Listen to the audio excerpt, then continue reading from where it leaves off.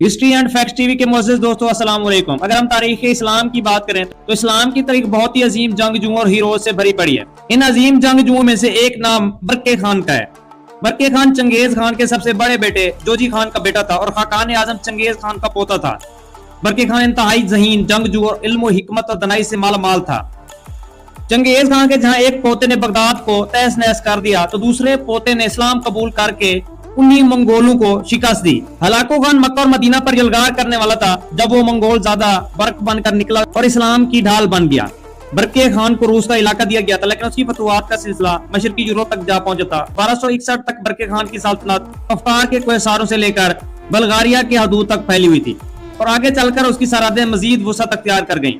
روس اور یورپی عوام اسے تتاری کہتے تھے۔ وہ فتوحات کے جھنڈے گاڑنے کے بعد وسط ایشیا کی طرف واپس لوٹ آیا۔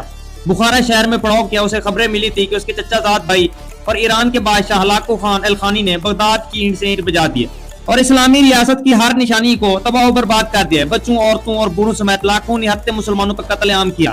اسے یہ بھی بتایا گیا کہ ہلاکو خان اپنی ہلاکت خیزیوں کو اب مصر تک بڑھا رہا ہے اور اس کا ارادہ ہے کہ وہ مصر کی مملوک سلطنت کو تخت و تاراج کرے گا۔ ہلاکو خان در پردہ صلیبیوں کا حمایتی تھا اور مسلمانوں کے مقدس مقامات کو ملیا میٹ کر کے مسلم تہذیب کو نقصان پہنچانا چاہتا تھا۔ برقع خان کے جاسوسوں نے اس سے بتایا کہ ہلاکو خان یہ کارنامہ انجام دے کر منگول سلطنت کا خاقان اعظم بننے کا ارادہ بھی رکھتا ہے۔ برقع خان تتاری ایسی سفاکت کو منگولوں کی بہادری کی توہین سمجھتا تھا۔ برقع خان اپنے بھائی باتو خان کی بہت قدر کرتا تھا۔ باتو خان نے ہر موقع پر برقع خان کی مدد و معاونت بھی کی۔ برقع خان ہلاکو خان کی سفاکت کے بارے میں مسلمانوں کی زبانی سب کو سننا چاہتا تھا۔ وہ خاص طور پر مذہب اسلام کے متعلق معلومات حاصل کرنے کا شدید خواہاں۔ سمرقند اور بخارا چنگیز خان کے دوسرے بیٹے چغتائی خان کے حصے میں آئے۔ چغتائی خان چنگیزی قانون یاسا کی پاسداری کرتا تھا، شہروں سے دور خیمہ زن رہتا تھا۔ سلطنت کا نظام چلانے کے لیے اس نے ایک سپہ سالار کو وزیر بنایا۔